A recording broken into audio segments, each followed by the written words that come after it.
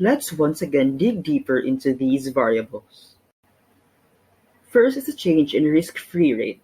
The price of bonds is inversely related to the changes in the risk-free rate.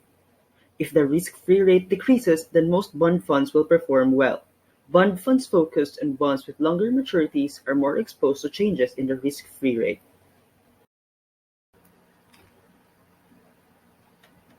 Next is the change in the risk premium.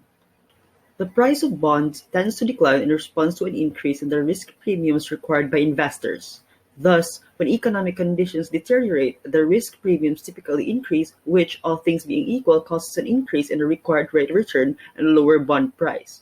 Thus, bond mutual funds focusing on risky bonds perform poorly. Next is the change in management ability. The ability of the fund's managers also affects the performance of bond mutual funds. Thus, if the managers of one bond fund in the classification have superior abilities for selecting undervalued bonds, that fund should also generate higher returns. Management efficiency that results in low expenses allow the mutual fund to achieve higher returns. Any given mutual fund may be primarily affected by a single economic factor such as interest rates movements, exchange rate of the dollar, and changes in the economic climate. In order to hedge against these risks, investors diversify among different types of mutual funds. Diversification substantially reduces the volatility of returns in the investment.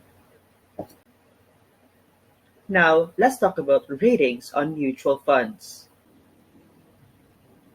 Mutual funds are rated by rating services based on past performance such as last year or 3 years. High ratings commonly attract inflows of new investments. Rating agencies calculate ratings based on both qualitative and quantitative parameters. The quantitative factors include the overall mutual fund performance measured by the Sharpe ratio, Trainer ratio, and alpha.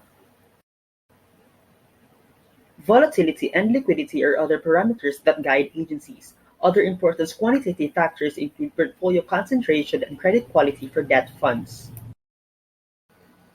Qualitative factors, on the other hand, include the mutual fund's reputation, the fund manager's track record, and the investment process.